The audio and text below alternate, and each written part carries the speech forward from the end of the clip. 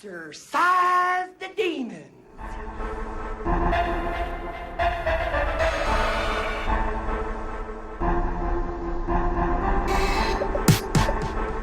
What's up, Raiders? It's your boy Groovinator from RaidersOfTheLostFlix.com.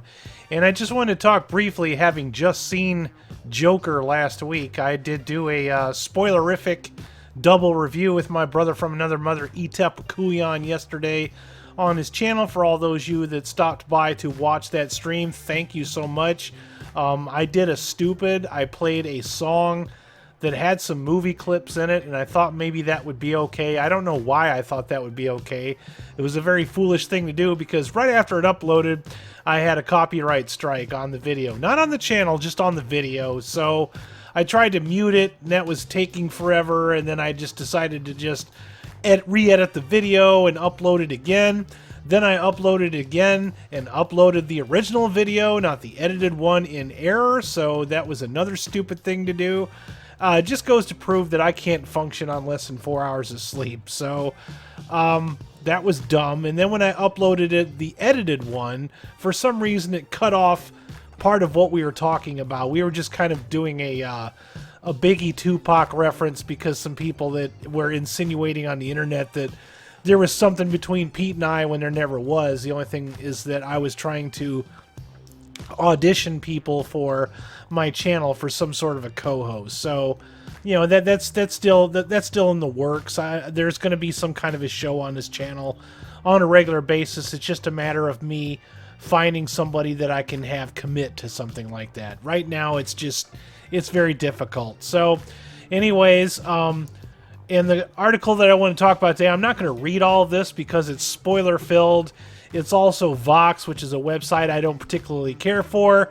And this article really sucks. It's just a couple of idiots yammering back and forth about, you know, different things that happen with this movie. It sounds like some really scatterbrained discussion, because on one hand, they kind of said what I agreed with, which is a lot of the hype surrounding this movie prior to its release was really not warranted at all. I mean, the things that they were concerned about didn't happen. It also doesn't help the fact that Batman movies have a history with theater shootings, which doesn't really have anything to do with this movie, but unfortunately people associate those things together, and it doesn't paint this thing in a good light. And I do believe also that there might have been a lot of people that went out to see the movie just to see what all the fuss was about. But what does make me happy, though, is the fact that 93 million initially, okay, and then 55 in the second week. So there's a bit of a drop up, but not as much as you would think. So there are people that are going back to see this for a second time because they enjoy the product. And what I wanted to talk about, though, was the controversy itself. I'm starting to notice a shift in the political climate as far as the culture war goes. As far as, you know, people, you know, we've gone through this period lately where the access media kind of dictates the behavior of the customers. And, you know, there's a lot of customers that just kind of blindly follow where they're led to. And I think people are starting to resist, because I'm seeing movies like Once Upon a Time in Hollywood and Joker doing better in the box office, which just shows me that people are voting with their wallets, and they're deciding that they want better stories, they want better product. Budgets don't matter in movies anymore. CG doesn't matter. The Marvel formula does not apply here. And I think what a lot of the people were upset about with this movie is the fact that this movie, without spoiling, depicts the protagonist as a product of society's failures. All right? Society does create the monsters. It's been done before. It will happen again. It's a reality. It's what my friend Alex says, a bitter red pill to swallow. You know, it is so on the nose that a lot of the things that have happened in society, you can't blame them on, you know, how many times have we had this discussion? You blame music, you blame the rap music, you blame the heavy metal music, you blame the violent comic books, the violent video games, the violent TV shows. Society never takes responsibility for its own failures. And it's easy to put a movie like Joker on display. But the problem is this worked in its own favor. I mean, all of the negative energy that was put towards this film didn't stop it from being successful at the box office. So it just goes to prove that people are making a choice. People are deciding what they need to be entertained by. And what Hollywood needs to do is they need to stop trying to copy money, copy trends, and reproduce trends that happened long before. They need to actually put on their hard hat, go out into the streets, and figure out what people want, and make movies based on that. People obviously want story because they've gone so long by having everything spoon-fed to them, watered down, and be easily explained to people like they're dumb. People are tired of being talked down to. I don't speak for everyone, but I know a lot of people that are younger than myself that feel exactly the same way. They just want a good story. They don't want to see checkboxes. It's okay to have inclusion and representation in a movie, but make it make sense within the story. Have it mean something. Don't just put it in there, just say, see, we have this in our movie. Have it make sense in the story. You know, we've talked a little bit about this briefly on the live stream. If you haven't had a chance to check that video out, please do. Pete and I put on a hell of a show. I'm really proud of it.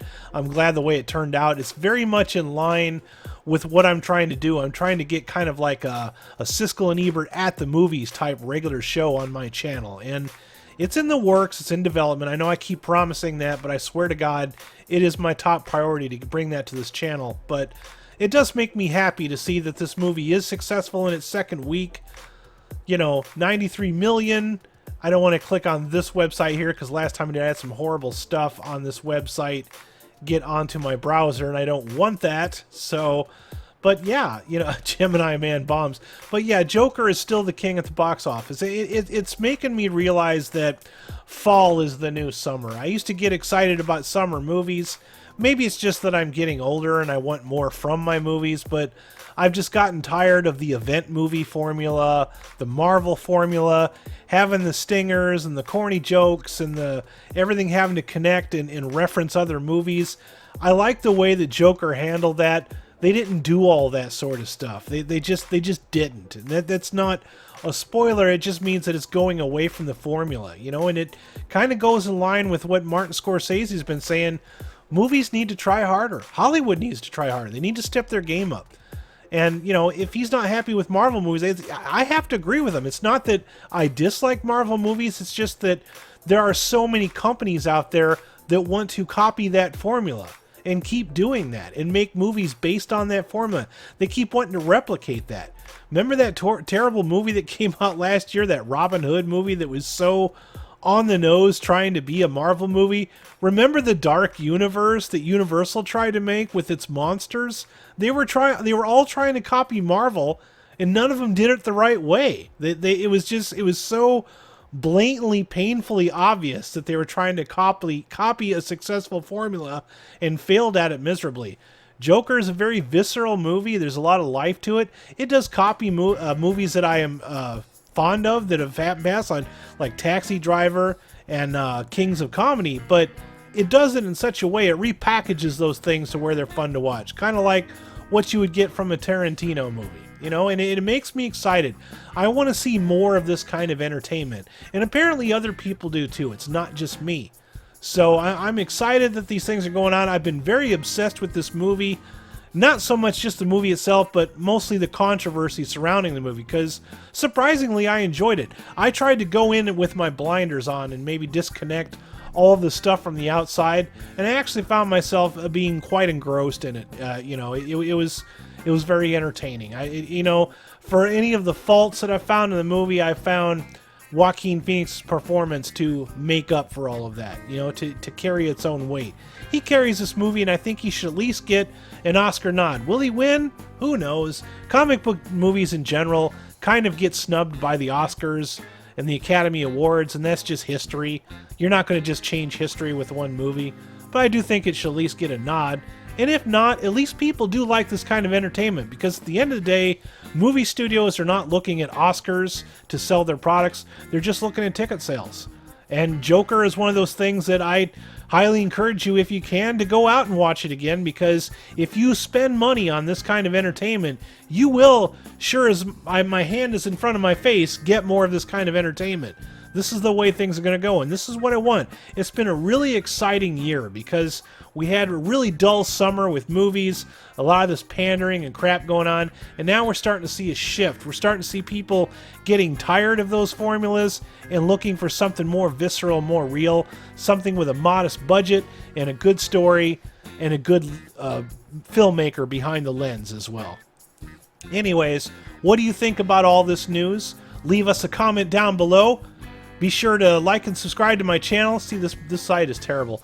But anyways, you guys have yourselves a groovy day, and this is the Groovinator signing out. Peace. Thanks for watching this video. I hope you found it somewhat entertaining. Please remember to depress that like button and subscribe to my channel for more content.